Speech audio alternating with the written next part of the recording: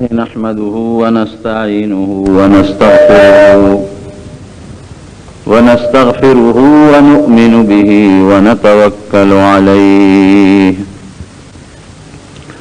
ونعوذ بالله من شرور أنفسنا ومن سيئات أعمالنا من يهده الله فلا مضل له ومن يضلله فلا هادي له ونشهد أن لا إله إلا الله وحده لا شريك له ونشهد أن سيدنا وحبيبنا وشفيعنا وسندنا ورحمتنا ومولانا محمدا عبده ورسوله أما بعد فأعوذ بالله من الشيطان الرجيم بسم الله الرحمن الرحيم قل أعوذ برب الناس ملك الناس إله الناس من شر الوسواس الخناس الذي يوسوس في صدور الناس من الجنة والناس وعن أبي هريرة رضي الله تعالى عنه عن النبي صلى الله عليه وسلم قال إنما الحسد يأكل الحسنات كما تأكل النار الحطب أو كما قال. نو قرآن شریف کے کم اخیری دو سورتون دی پلومبی سورت کے او پدویم سورت کی او مشترک مضمون اللہ ذکر کئی چیغا دا حسد مذمت دے. حسد دا مسلمان سر ډیر لوی گناہ دا بلکہ دا گناہ کبیرہ دا غټه گناہ وړه گناہ لوی گناہ تا گناہ کبیرہ وی او وړې تا صغیرہ وی. نو پدې لومبني صورت کې خو صفا د حسد نوم غشتل شوی دی. قل اعوذ برب الفلق من شر ما خلق ومن شر غاسق اذا وقب ومن شر النفاثات في العقد ومن شر حاسد اذا حسد. نبی علیہ السلام تا اللہ فرمائی چھے دا شر دا حسد کون کی کینہ کون کی نظمہ پر ذات امان غواړه.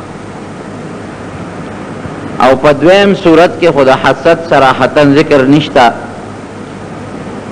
خدا حسد چے کمی نتیجی دی او ثمرات تی داغی ذکر دی پکی آخر کے راضی چے من شر الوسواس الخناس الذي يوسوس في صدور الناس من الجنة والناس. دا اغه کس د شر نه پناو نسا چې د مسلمان په ځل کې وسوسه چي او د وسوسه بنیاد حسد دی. چا سره چې د چا حسدي هغه په لکه مختلف قسم شکون او شبهه پیدا کوي چلو ولا خپکی یا چا سره چې د چا حسدي داغه د دشمن په لکه وسوسه چي او دشمن وتلمسي. نو دوالو صورتونو کې مشترک مضمون دا ده چې مسلمان لپاره چې د الله په ذات د حسد نه ځان وساتي. او کم حدیث پاک چې مولستو دا د ابو هريره رضی الله عنه حدیث ته فرمایي چې قال النبي صلی الله علیه وسلم ایاک والحسد. مسلمان ته وی ایاکم والحسد د حسد نه ځان وساتي حکم کوي. ایاکم والحسد دا حسد نزانو ساتے ولی فإن الحسد یأکل الحسنات حسد نیکی خوری او داسی خوری کما تأکل النار الحطبا لکا اور چی خشاک سنگ خوری چی اور بلیگی او سڑی خشاک ورغردی دا خشاک راکاگی و ختمی ایرت جوڑی دارنگی حسد نیکی خوری نیکی ختمی و گناہ جوڑی. پمخد از مکہ لومبے حسد چا کړی دی په بنی آدمو کې او پاسمانونو کې لومبے حسد چا کړی دی حسد پښتو کې مونږ کینه ورته وایو. کینه پیژنې که نه؟ حسد څه ته وایي؟ په معنی اول ځان پوه کې. حسد دې ته وایي چې ستا په زړه کې دا یو فکر او سوچ راشي چې دله دا علم ولې ملو شوی دی، دا ولې ملا دی، دا ولې مالدار دی، د ده ولې د عزت کېږي، د دا کور ولې جوړ کړ، د دا سپینې جامې ولې واغوستې، او د ده دا بچي او زامن ولې ګڼ دي. د کم مسلمان په زړه کې چې دا سوچ راغی ده ته حسد کوونکی وایي، او پښتو کې مونږ کینهګر ورته وایو. دا ډېره خطرناکه ګناه ده، الله دې موږ ته وساتي. نو په اسمانونو کې لومبی کینه شیطان کړې ده، او د دغې کینې د برکت نه رب العالمین د هغه 80,000 کاله عبادت په اوبو وکړو چې رب العالمین فرشتو ته حکم وکړ، دې پکې موجود و چې اسجدوا لآدم، آدم علیه السلام په طرف سجده ولګوئ. نو فسجد الملائکة كلهم، ټول چې څومره فرشتې وې ټولو سجده وکړه، ابلیس ونه کړل. نو چې الله ته تپوس وکړو چې ولې دې ونه کړه، نو ګوره کبر او حسد، ښه زه به دته سجده کوم، زه د اور نه پیدا یم، د اور د لمبې نه، او دی د خاورې نه پیدا دی، د خټې نه، او د مخکې نه د ده په سینه او د ده په زړه کې د آدم علیه السلام سره نو حسد ګورې پروت و. د ده دا خیال و د ابلیس چې د ځمکې خلیفه به الله ما جوړی، د ځمکې مشر به زیم. نو چې الله آدم علیه السلام د هغه خټه او د هغه وجود او جوسه جوړه کړه، نو دی پوه شو چې او دا کار خو بدل شو. 80,000 کاله خو عبادت مه وکړه، په اسمانونو کې د فرشتو سره زه اوسېږم، او د ځمکې خلیفه به د دې کال بت نه جوړېږي، د دې خټې نه به جوړېږي. نورونو په زړه کې هغه حسد او کینه پیدا شوه د مخکې نه. نو په اسمانونو کې لومبی حسد چا کړی دی؟ دا ابلیس کړی دی. او د حسد د وجې نه بیا دا نور ګناهونه چې څومره پیدا شو، دا د هغه کینې او د حسد د وجې نه پیدا شو چې د الله د حکم خلاف ورزي وکړله، الله سره مقابله وکړه، د الله په حضور کې د کبر او د لویۍ اظهار وکړه، د دې ټولو بنیاد حسد. بیا په ځمکه په انسانانو کې او د آدم علیه السلام په اولاد کې لومبی کینه چا کړې ده؟ دا د آدم علیه السلام یو زوی قابل. آدم علیه السلام چې الله دنیا ته راولېږه سره د خپلې بیبي نه، نو 2 بچي به پیدا کېدل په کال کې، لکه څنګه چې زمونږ د انسانانو اولاد پیدا کېږي په 9مه میاشت یا څه کم او زیات، دقسې به د آدم علیه السلام او د حوا به اولاد پیدا کېدل. بعضې خلک وایي بعضې یو سار به پیدا کېدل او مازدیګر، دا غلطه خبره ده، دا دروغ دی، دا بالکل دروغ دی. لکه د انسان د معمول متعلق چې څنګه اولاد پیدا کېږي، دقه رنګې به د آدم علیه السلام او د هغه د بیبي اولاد پیدا کېده. الله وله دا یو فیصله کړې وه چې په یو ځل به 2 برغونې پیدا کېدل، او یو بالک او بله به جینۍ وه. نو د آدم علیه السلام چې حابیل سره کومه خور پیدا شوه، هغه بد رنګ نه خشته نه وه، ښکلې نه وه، او د بل زوی قابیل سره چې کومه خور پیدا شوه، هغه ډولی وه، خشته او مزېداره. نو د هغوی قانون دا چې برغونې کمرور خور به پیدا شو، د هغې نکاح به یو بل سره شریعت کې منع وه. او د یو کال کې چې کوم هلک به پیدا شو، نور خو څوک ونه نه د بل چا اولادو، نو د هغه کال مخکینی خور سره به یې د هغه نکاح وکړه، برغونې چې به ورسره کم نو پیدا. نو د آدم علیه السلام د شریعت او د قانون مطابق د قابیل خور دی حابیل ته وویله چې دا به تا ته په نکاح، او حابیل سره چې کومه خور پیدا وه، وایي دا به د دې بل لور قابیل ته په نکاح. حابیل ښه سړی و، نیک و، هغه وی بلکل دا خبره ما ته خوښه ده او زه یې منم. او قابیل وی چې نه، داسې چېرته کېږي، ما سره چې کومه خور پیدا ده دا به زما ښځه زه به ورسره نکاح تړم. حابیل سره چې کومه خور پیدا ده، نو اب هغې سره نکاح تړي. ګوره د خدای د حکم خلاف ورزي وکړه لومبی. نو آدم علیه السلام پویول چې بچې قابل یې پوهې که چې ګوره د شریعت قانون داسې نه دی، زما چې کوم شریعت الله را کړی د هغې قانون دا دی چې ستا برغونې خور تا ته نشي په نکاح کېدی، دا به حابیل ته په نکاح کېږي، او د حابیل برغونې خور به تا ته په نکاح کېږي. نه بابا دا نه منم، دا مې ته د هغه بل ورور پره کې په پلار الزام ولګو زما سره پیدا خور ښکلې خشته ده او زما سره حقداره دا به زه په نکاح اخلم. آدم علیه السلام د دوی د تسلی دپاره دا چلو کوي قرباني وکړي خیرات او صدقه وکړي چې د چا قبوله شوه ابه په حقی رو هغه زمانه کې د خیرات او د صدقې د قبلېدو یو نښه به وه اوس یې څه نښه نشته ښکاره اوس الله ته پته ده چې د چا خیرات او صدقه الله قبلې او که د چا نه قبلې. هغه زمانه کې یو ښکاره نښه دا وه چې صدقه به یې وکړه نو یو ځای کې به یې کېښوده نو که د اسمان نه به اور راکوز شو هغه به یې وسوځوله دا به د دې نښه وه چې دا قبوله ده او که د اسمان نه به اور رانغې او هغه صدقه به ونه سوځېده دا به د دې نښه وه چې دا الله ته قبوله نه ده. حضور پاک مبارک فرمایي وی مخکې به د صدقې د قبلېدو دغه نښه وه چې اور به سوځوله وی الله زمونږ عاجزۍ ته وکتل او زمونږ کمزورتیا ته وکتل نو مونږ له خدای صدقه حلاله کړه اور یې پې بند کړه چې اور به یې نه سوځي. مخکې به هغوی صدقه اور ته کېښوده چې د اسمان نه به اور راغې سوځوله به او خدای مونږ ته حلاله کړه ستا ته نه و چې اور ته یې کېده وی خپل رشتهدار ته ګاونډي ته صدقه مالدار غریب ټولو له ورکولی شي په هغوی یې مخ او په خپله یې مخ نو دواړو ته یې حکم وکړه چې صدقه وکړې که د چا صدقه قبوله شو او اور وسوځوله ابه په حقی نو د حابیل به ګډان ساتل ګډان او چیلي دا کار به یې کو او قابیل د زمیندارۍ کار به کو فصلونه به یې کرل نو په هغه خپلو ګډانو کې یو ډېر اعلی قیمتي خشته ګډ وکړ او ورونو قرباني چې کوئ خیرات نو هغه څیز به خیرات کوئ چې کوم ستا خوښ لن تنالوا البر حتی تنفقوا مما تحبون. قرآن شریف کې الله فرمایي چې کوم شی ستا خوښی ځان له کوم شی خوښی هغه خیرات کې نو دا کامله نیکي ده. نو خشته ښکلې ګډې وکړت مزېدار اعلی او هغه یې ذبحه که حلالې کړ او په یو غر د پاسه یې ولا غوښې کېښودې او دا حابیل خو د مخکې نه برابر نو د شریعت خبره یې ونه منله د پلار خبره یې رد کړه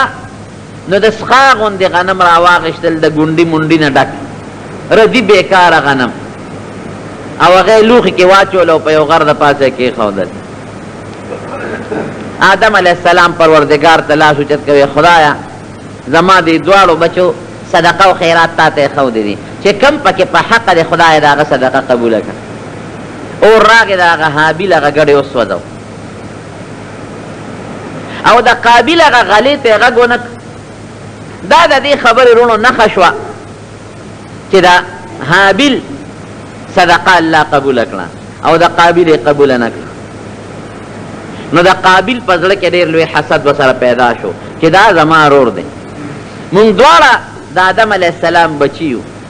نو د ده دا صدقه ولې قبوله شو زما قبوله نه شو او د ده د نکاح دپاره چې الله زما خور مقرر کړې د هغه خشته ده ښکلې ده دا ولې او د ده خور زما د نکاح دپاره د هغه بدرنګه ده نو دا ولې نو هغه سره یې حسد پیدا شو رونو نو په مخ د ځمکه د آدم علیه السلام په اولاد کې لومبې حسد د هغه زوی وکړه قابیل. اوس د حسد نتیجې ته وګورئ رونو حسد خطرناکه ګناه ده. ګوره چې څوک چا سره حسد لري نو بغض هم ورسره په اړه کې لري بغض ځان له ګناه شو. دویم دروغ هم وایي خلکو ته دریم وسوسه و شیطاني هم کوي او څلورم نمبر کله کله د هغه حسد د وجې نه هغه باندې غزار هم وکړي او دا خبره د هغه بل مسلمان قتل و قتال ته مرسي څومره ګناهونه ته پیدا شو. بهتان هم پې تړي ولې هغه سره حسد دی چې دا چا سره حسد دی او کینه ده چې هغه په معاشره کې د خلکو په نظر کې سپک دا عامه قاعده ده ده له خدای دا مال ورکه یا دا علم یې ورکه یا د عزت یې ورکه یا دا کور یې ورکه یا دا زامن یې ورکړل دا ولې زما زوی نشته او د ده شته زما دوه زامن دی او د څلور دی زما یو دی او د پنځه دی زما کارخانه نشته او د هغه کارخانه ده زما بچی بدعمله دی او د هغه بچی نیکعمله دی چې دا ولې دا حسد پیدا شي. نو کله ټوپک راوباسي ډزم پې وکړي کله لار کې ورته کینې نقصان کله بل ورته ولمسئ کله خلقو ته داسې خبرې کوي چې په هغه د مسلمانانو بدګماني راشي. نو دی آدم علیه السلام دغه زمانه کې حج له لاړ نو چې حج له څنګه ووته نو دا قابل راغی لکه یې سوچ وکړه ګوره شیطان وسوسه ورته واچوله بنیاد یې دغه حسد و وی دا رور به مړ کړم نو دا خپله خور به ماته پاتې شي بل څوک غوښته نه چې بې په نکاح والي نو دې رور ته ورغې ورته دمکي ورکړه وی سم شه د ما د خور نه ګورې انکار وکړه چې ستا دا خور زه په نکاح نه اخلم او ګنې مړ به دې کړم او ته څه وایي او ته په جواب کې وایي ستا صدقه قبوله شوه او زما وی قبوله نه شوه او ته جواب کې څه وایي وی ان الله يتقبل من المتقین غالبا وی خدای پاک د هغه چا صدقه قبلوي چې څوک د الله نه یریږي نو سپېره ته د الله نه یریږي د خپل پلار پیغمبر خبره دې ونه منله او زه منم دی ورته څه وایي لاقتلنک وی مړ به دې کړم پرېږدم دې نه او ته په جواب کې څه وایي وی چې مې وجنې مړ کړه لئن بسطت الی یدک لتقتلنی ما انا بباسط یدی الیک لاقتلک که ته لاس راوچتې او ما وجنې مړ مې که زه به چېرته هم لاس راوچت نه کړم دا بیا راوړې به مړ نه کړم انی اخاف الله رب العالمین الله نه یریږم هغه الله چې د مخلوق رب دی حالانکه تا پورې هم دوه لاسه دی او ما پورې هم دوه لاسه دي تم کوتک چلولی شي او زه هم چلولی شم تم په کاڼي غزار کولی شي او زه هم په کاڼي غزار کولی شم بنیاد یې رونو حسد کینه وه ښه چل نه ورځي چې اوس به دې وجنم څنګه لکه سوچ راغی چې وجل خو پکار دي دې خو مړ کول پکار دي داسې څه څیز به چې زه په اسانه د ورور نه پیسه وباسم ټوپک تماچه غشې نیزه خو هغه زمانه کې شته نه یو دوه قارغان رالل یو قارغه په مخوکه کې کاڼي اوچت کړه او دا بل قارغه ناست و دلی هغه کاڼي راوبره چې راوی بره او دې بل پړکونه ووال مړ شو او چل خدا دی ځکه لومبې قتل دی په مخ د ځمکه کاڼي اوچت که قابل او حابیل یې په دا سر وویسته چې وی ویش دا غریب شهید شو مړ شو چې مړ شو به د سره څه کوم پلار به مې راځي مور به مې راځي هغې له به څه جواب ورکړو په اوږې کې کله یو ځای ته وړې او کله بل ځای ته وړې خدایه اوس به څه کېږي قرآن شریف کې الله فرمایي هغه قارغه چې یو لګي شو بل یې مړ کړ نه هغه قاتل قارغه راغې په ځمکه کې علت یې ووالې په وزرو او په پنجو باندې کنده وویسته او په مخو کې هغه بل قارغه راښکه پکې وغورځوه کنده کې او بیا پې د پاسه په لتو باندې خاوره واپس ورویشته دی وایي اوهو زه د کارغه نم عاجزه شم کارغه له خو ضرور د خخولو چل ورځي او ما له ضرور د خخولو چل نه راځي به زر یې کنده وویسته هغه خپل شهید رور حابل هغه یې پکې واچوه خاورې پې د پاسه انبار کړه بنیاد د دې قتل رونو څه شی شو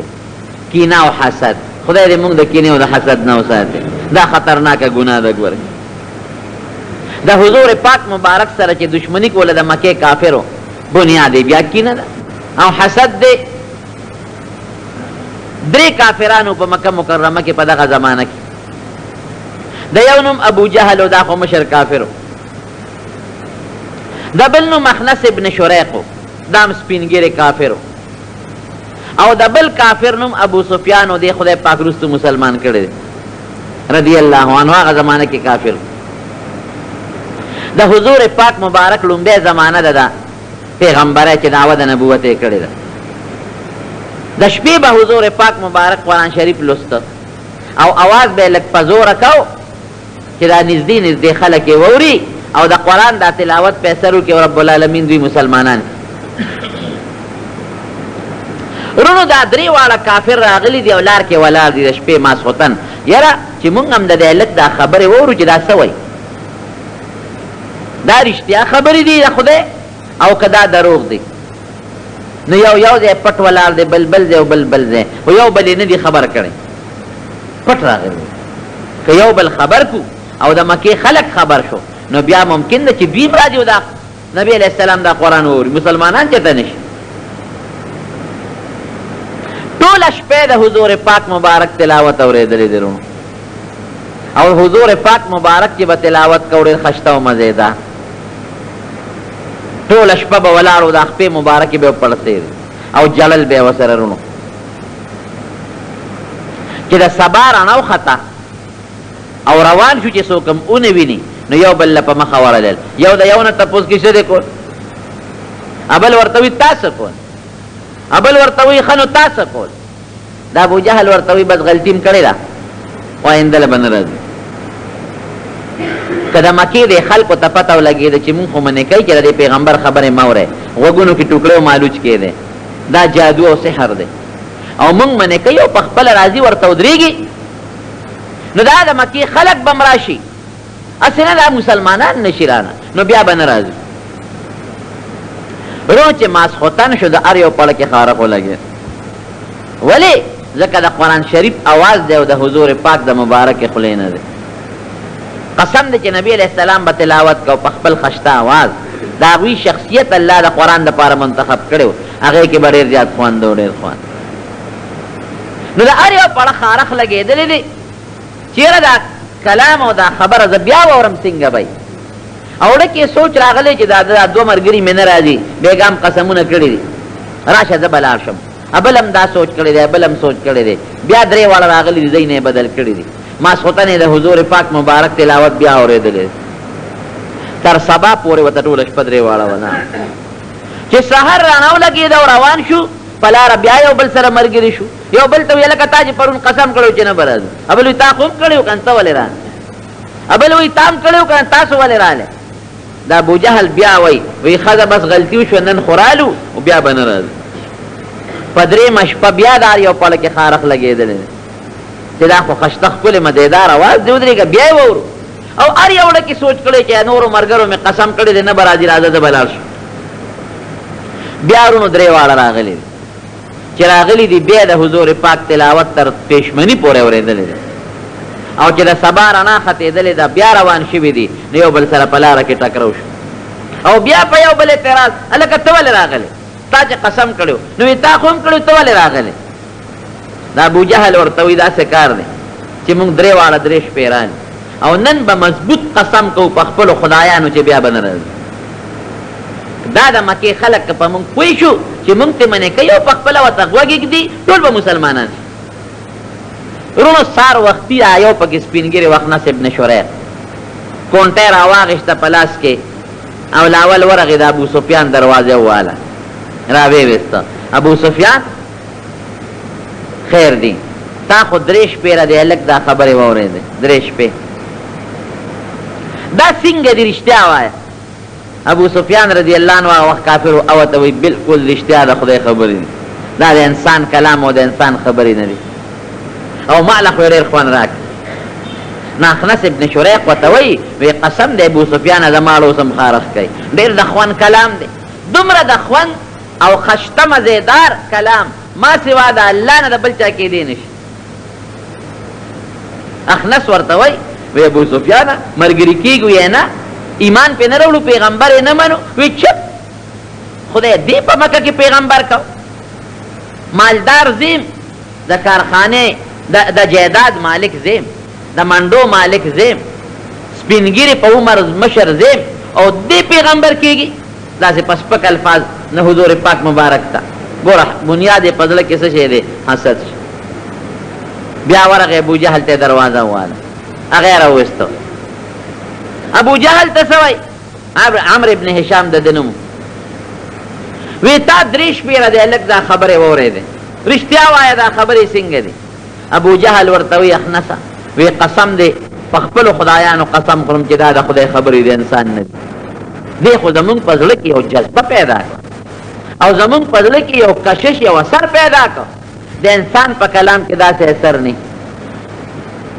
نو دی ورته وایي اخنس ابن شریق وی ملګرتیا نه کوو چې رښتیا کلام دی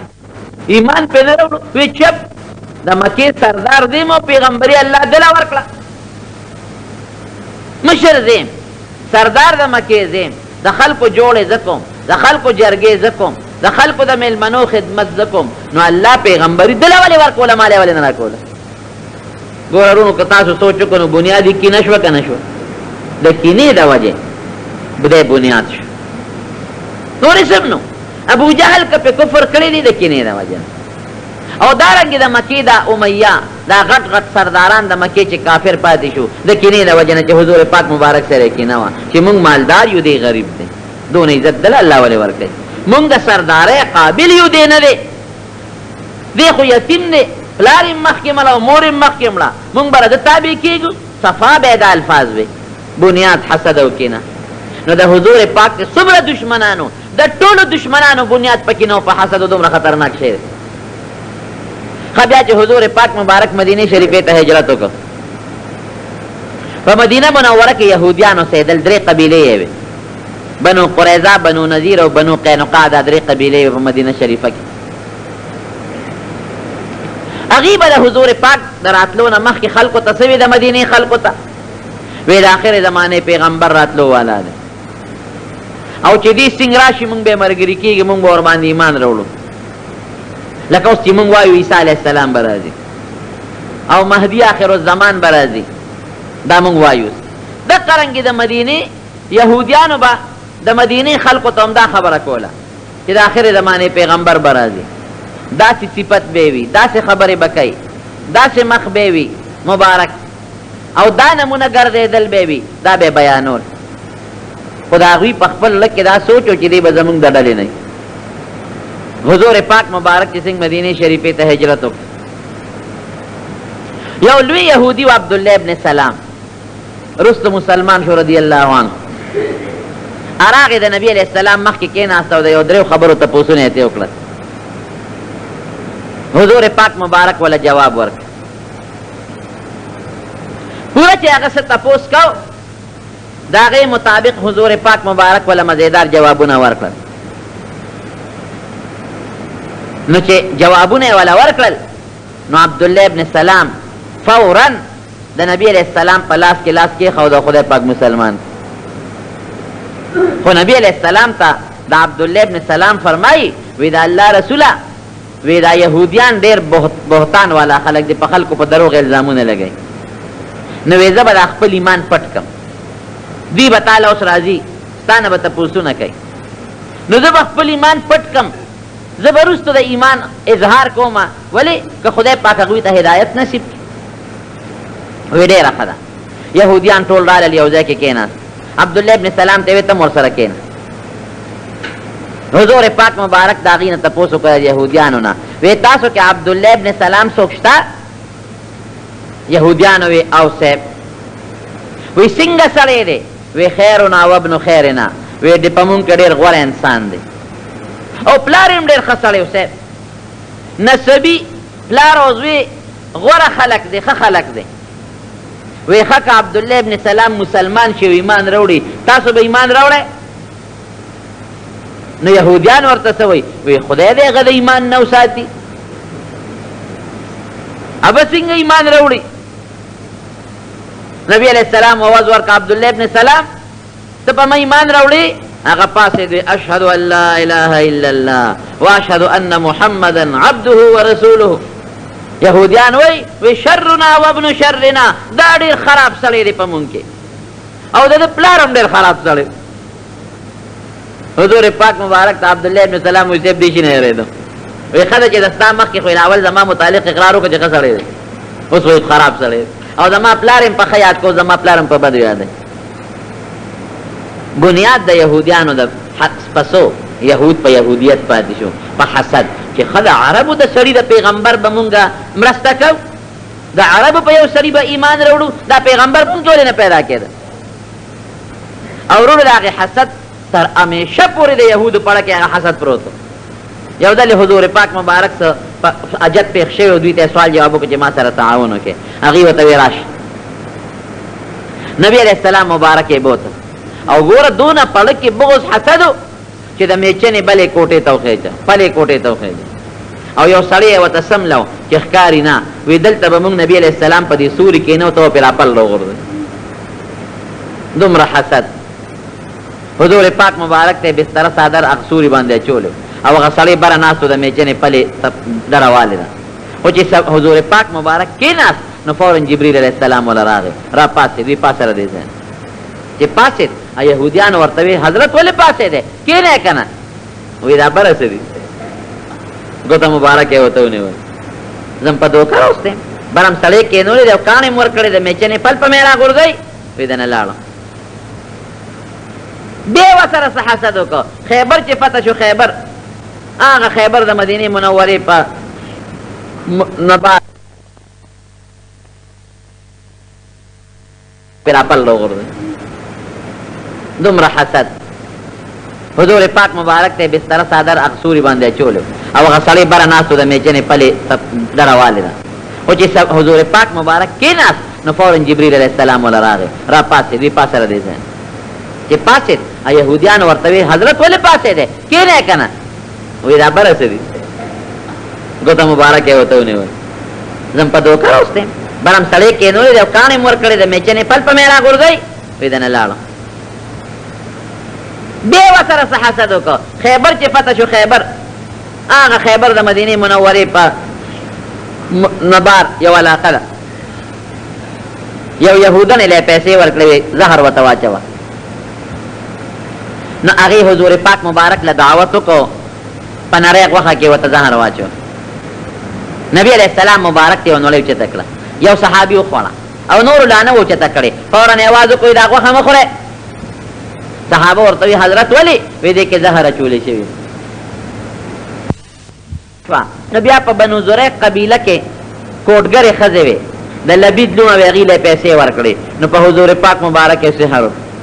کوډه یې پې وکړه. نو الله دا اخیري 2 سورتونه د قرآن شریف نازل کړل، د کوډه یې اثر په الله ختم. نو د یهودو د دشمنۍ بنیاد د نبي علیه السلام سره په څه باندې و؟ په حسد و، په کینه باندې. دومره خطرناک شی دی حسد او کینه. نو ځکه نبی علیه السلام مبارک فرمایي ایاکم والحسد، اے مسلمانانو د حسد او د کینې نه ګورې ځان وساتئ. ولې؟ ځکه حسد یأکل الحسنات کما تأکل النار الحطب. وی لکه څنګه چې اور خشاک خوري، دارنګې حسد د انسان نیکۍ خوري. خرو یو حدیث پاک کې راځي چې 6 کسان به الله بغیر حساب او کتاب جهنم ته غورځوي. 6 قسمه مخلوق، لکه بعض خلق به بغیر حساب او بغیر کتاب رب العالمین جنت ته لیږي. یو موقع کې حضور پاک مبارک فرمایل وی او یا زره کسان دا به بغیر د حساب او د کتاب نه جنت ته ځي. یو صحابي دی حضرت عکاشه رضی الله عنه وی دا الله رسول خدای نه سوال وکړه چې امام الله په دې کې داخل کې. وی خدای ته پکې دې داخل کې. وی دا ته پکې شو. بل صحابي وی دا الله رسول زما د پاره سوال وکړه چې امام خدای په دې ډله کې داخل کې. وی سبقک بها عکاشه، وی تانه نمبر عکاشه وړي.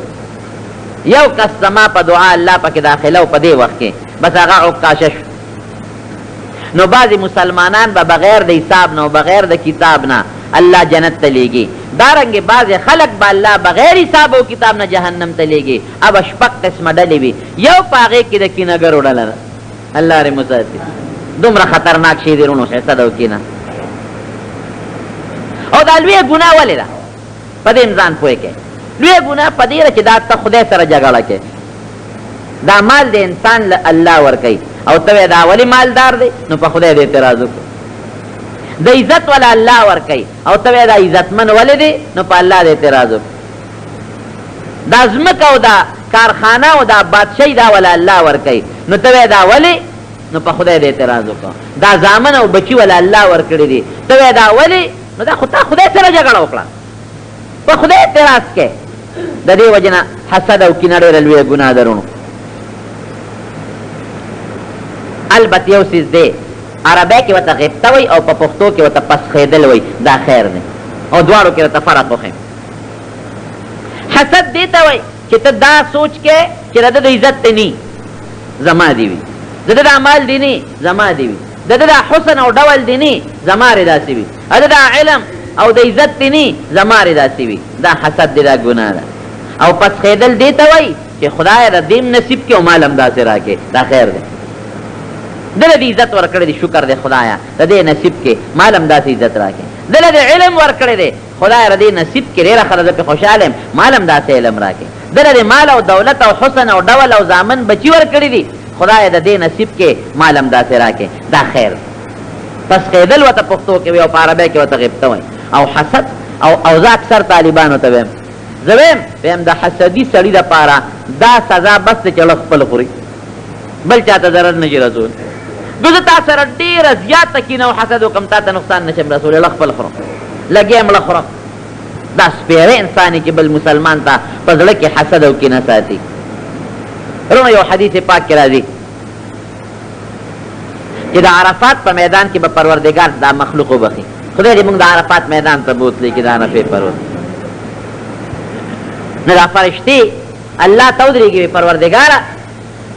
دې کې خو تا دا خلک وبخل او دا فلان کې پکې ګناهګار دی، فلان کې ګناهګار دی، فلان کې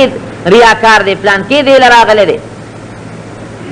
وی رب العالمین به اعلان وکړي چې د دې نورو خلکو د برکت نه مې دا ګناهګار مو سره وبخل. الله رحم ته څه دي؟ لیکن حضور پاک مبارک فرمایي چې یو څو کسان د عرفات په دې میدان کې هم نه بخي، یو پکې کینهګر دی. او لیلة القدر په رمضان کې هغه مبارکه شپه چې د زرو شپو نه د هغې د عبادت ثواب زیات دی. قرآن شریف کې الله فرمایي او یو مخصوص وخت دی پکې چې رب العالمین پکې د هر چا دعا قبلوي، هغه خاص ټیم کې. لیکن د کوم مسلمان په زړه کې چې کینه او حسد دی د هغه خدای پاک په هغه خاص ټیم کې هم دعا نه قبلوي. دومره خطرناک شی دی حسد او کینه. نو خدای پاک دې موږ د حسد او د کینې نه مسلمانانو وساتي. ډېر خطرناک شی دی، ډېر خطرناک شی. خدای سره جګړه کول نه کړ چې خدای دله دا پویه ولې ورکړه، دا ښکلی شکل دی ولې ورکړه، دا خشته بچي دی ولې ورکړل، دا علم او دا دنیا دی ولې ورکړه، او دا کارخانه دی ولې ورکړه، او دا ښکلی کور او دا لوی قوم دی ولې ورکړه، دا خشته جامې دی ولې ورکړې. دا خو الله ورکړي دي، نو ته خدای سره جګړه کې بېوقوفه. دا خطرناکه ګناه ده. او چې د چا وجود ته حسد او کینه ور ننوته یو ځل، بیا تر مرګه پورې د هغه د وجود نه نوځي. ګوره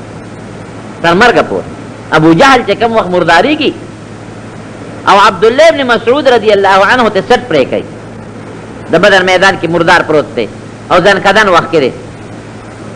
نو عبدالله ابن مسعود فرمایي وی زه ودرېدم، وی ما ورته وی چې سر دنه پرې کوم. څه پې کوې؟ وی ما وی نبی علیہ السلام لی وړم. وی خلک اوږد پرې کړې سینې سره چې زما سر په نورو سرونو کې پروت د سردار سر به ښکاري. مې چې بلکل دا وصیت ته منم. خو دا تپوس ته نه کوم چې د حضور پاک مبارک متعلق دی اوس څه خیال دی، دا راته ووایه. اوس دې څه سوچ دی پړه کې د نبي علیہ السلام متعلق؟ ګوره هغه حسد دی. وی زما د په لات او په عزا او په منات قسم یې هغه خپل خدایانه یاد کړل، په هغې مې د قسمې چې کوم وخت د پیغمبرۍ دعوه کړې وه او په هغه ورځ مې څومره بدي شو، نن مې هم هغسې بدي شي. د سپېره پړه کې بغض او حسد دې حد ته رسېدلی و. حضور پاک مبارک طائف ته لاړ. په مکه مکرمه کې د خلکو نه مایوسه شو، نه امیده شو. نو طائف د مکې مکرمې نه بار تقریبا یو 80 کیلومیټره څه کم او زیات او 80 کیلومیټره یو علاقه ده او د غر مزل دی. هلته لا درې غټ غټ سرداران و، درې ورغې. هغه یو سردار ته د ایمان او د اسلام دعوت ورکړي. او ته څه وایي؟ ګوره دې حسد ته ګوره. ها تا غوندې سړی خدای پاک پیغمبر راولېږي، بل څوک په مکه کې نو؟ دا حسد شو کنه. مکه کې بل سردار څوک نو چې تا له پیغمبري الله در کوله؟ څه مطلب چې ته غریب وې، ته بې مور او بې پلاره یتیمې، او د مکې کې ډېر لوی لوی ملکان او مالدار خلک شته، نو بل څوک نو چې ته پیغمبر کېدې. ګوره حسد چې هغه دویم له ورغې. او ورته څه وایي؟ وی نبی علیہ السلام ورته دعوت ورکوي زه د الله پیغمبر یم، په ما باندې ایمان راوړه. او ورته څه وایي؟ وی ته څوک یې؟ وی زما فلان کې نوم دی، د فلان کې زوی یم. د مکې په سردارانو کې؟ وی نه. ښه د مکې سردار خو ابو جهل دی، هغه ته پیغمبري ولې نه میلاوېده؟ زه د طوایف سردار یم، ما له پیغمبري ولې نه میلاوېږي، تا ته میلاوېږي؟ وځه حضور پاک مبارک دی را روان شو. دریم له ورغی. دریم سردار ته دعوت ورکړه، مسلمان شه ایمان راوړه. او ورته څه وایي؟ او ورته وایي داسې کار دی چې ته دې قابل نه چې تا ته پیغمبري میلو شي. د پیغمبرۍ لایق او قابل زم پټکې د تاج د طائف زما په سر پروت دی. پوره حسد شو. د دریو واړو ظالمانو په زړه کې حسد و حسد. یعنې په کار دا وه چې د حضور پاک مبارک نه تپوسونه کړې وې. تبدای ورته ویې چې ته د پیغمبرۍ ستاسې نښه د معجزه هغه راته وښایه. دی ورته ویلې وي چې قرآن شریف ته چې کوم سوی دا راته واوروه. نو ممکن ده چې نبی علیہ السلام بیا ورته قرآن اورولې وي یو معجزه ورته ښولې وي خدای پاک هغوی ته ایمان ورنصیب کړی وي لیکن هغوی تپوس ونه که ګوره هوښیار سړی خدا دی چې یو سړی راشي او څه خبره کوي ته دې دلیل وغواړه او چې بې دلیله ته ورپسې کوشش چې کوتک راوالی او کنزل او ستغې سپورې شروع کوي نو دا معلومیږي دا چې ستاسو بل غرض نشته بې دې نه چې هغه سره د بغض او حسد دی نو ورته وایي دا دریم سردار وایي زه دې نه منم که دروغجن پیغمبر خو هم دې نه منم او که رښتونی که نه نو بیا دې نه منم زه چې څه کم عذاب تا ته خدای ویلي دي په ما نازل شي او بیا درې واړو سردارانو سره اتفاق وکړه خپل مریان او هلکان او غلامان یې را جمع کړل وی دا لږ به په کاڼو تر هغې پورې وړی چې مکې ته ورسوي په حضور پاک مبارک د کاڼو باران شروع شو تر دې دونه په کاڼو وویشتلی شو دومره په کاڼو چې د نبی علیه السلام د وجود مبارک نه وینې بهېدل شروع شو او تاسو یقین وکړئ چې فرشتې به راتلې هغه وینې به یې راغېشتې چې د ځمکې ته ونه رسي په هوا کې به نوستلې جبریل علیه السلام راغی ورسره فرشته ملک الجبال د غرونو مشره وی دا یو فرشته ما سره راغلې ده او د دې غرونو مشره ده اجازت غواړي وایه څنګه راغلې وی زه الله رالیږلی چې ستا امداد وکړم ځکه چې څنګه حضور پاک نه وینې روانې شوې وی په اسمانونو کې فرشتو الله ته جړا شروع کړه خدای ستا محبوب پیغمبر دی په مخ د ځمکه او هغه ته دومره تکلیف رسیږي او ته دې قوم له سزا نه ورکې الله فرشتو ته وفرمایل ورشئ که څوک امداد کولی شي ویې کې زما اجازت دی د غرونو فرشته د جبریل علیه السلام سره په سکندونو کې را رسېدلې ده او خوشحاله وه چې نن به د حضور پاک مبارک امداد زه وکړم نن به زما په لاس هغه څه امداد وکړم چې ما نه الله خوشحاله شي وی زه د غرونو فرشته یم څه له راغلی وی بس الله نه مې اجازت غوښتې دی او ما کې دا طاقت الله ایښودی دی چې دا غرونه طوایف راوالم او د قوم په دا سرونو یې کېدم وی زه خو دا نه غواړم حضور پاک مبارک فرمایي ولې دې سپېرو څومره سپکې درته ووایي څومره حسد او بغض یې در سره ولره او څومره بېعزتي درله وکړه وی الله به ردي په نسل کې هغه څوک پیدا کړي چې ما به ومني او دعا یې کوله اللهم اهد قوم انهم لا یعلمون خدای دوی نه پوهېږي زه خو پوهېږم که نه الله دې ناپوهې ته هدایت وکړي په لاره را روان دی د یو یهودي باغ ته یو غاړه کې کېناست ستړی ستومانه دی او تږې دی خولې پې بې ګرمیم ده یهودي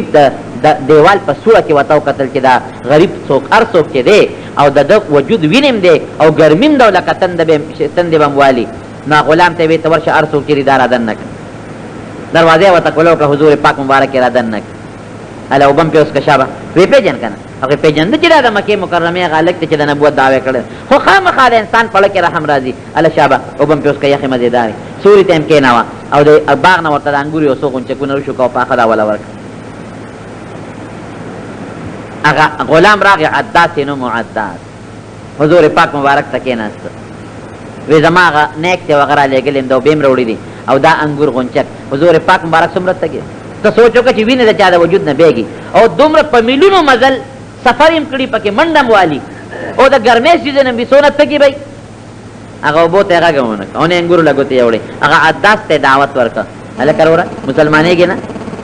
زه الله پیغمبر رالیږلی چې جنت ته ځای شي او د دوزخ نه دې خدای پاک بچ کړي پروردګار هغه عداس غلام مسلمان کړ سرداران مسلمانان نه شو غلام مسلمان شو ولې ځکه د سردار پړه کې حسد و کینه و د دې غریب پړه کې نه وه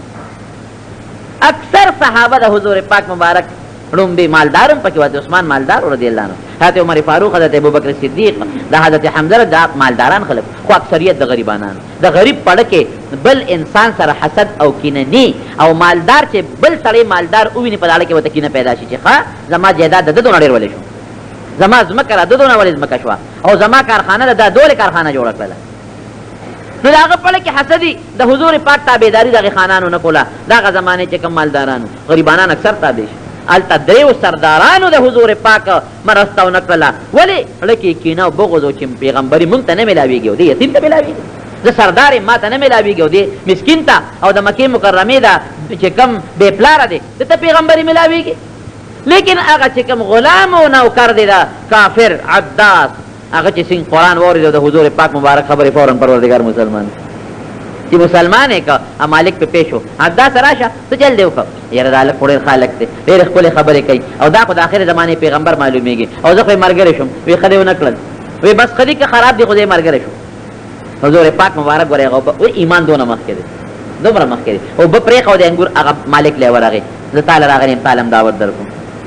لیکن هله مکې بیا سردار دی تاله دعوت در کوم ښه مې در سره وکړل او ته وایي او سوري له مې راوستې او اوبه مې درته کېښودې غونچک انګور مې درته کېښودل اوس ما باندې زور دین پرېږدې کس کې اوس که درېده زما د باغ وځه حضور پاک مبارک وایي ستا اوبو ته مې سلام او ستا انګورو ته مې سلام ته بار سره وویل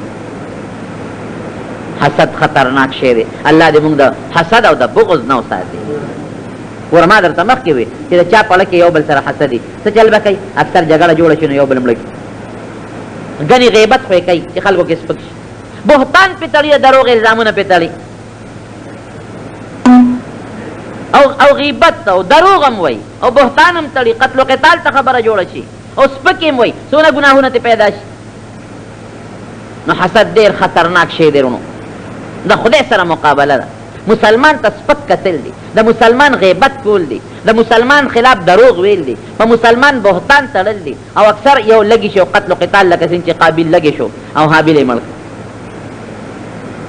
نو ما درته مخکې حدیث وی د حضور پاک مبارک دا ابو هریره رضی الله عنه حدیث دی چې ایاکم الحسد ځان د حسد نه وساتئ ولې حسد نیکۍ داسې خوري لکه اور چې خشاک خوري خدای پاک دې موږ محفوظ وساتي ګرانو محترمو اورېدونکو د شیخ الحدیث مولانا محمد ادریس صاحب په دې 303 نمبر کیسټ کې تاسو د بغض حسد او د کینې بیان واورېده دا کیسٹ بتاسو تھا الجمیت اکیڈمی اینڈ ریکارڈنگ سینٹر محلہ عیساخیل ضیاء مارکیٹ نیو روڈ منگور اسوات کی د قاری محمد اقبال سره هر سات ملاویږي او د دې علاوه د دینی تقاریرو جمله کیسټ به هم تاسو لا د دې دکان نه ترلاسه کېدی شي خصوصا د جمعیت العلماء اسلام د قائدینو او د تبلیغ جماعت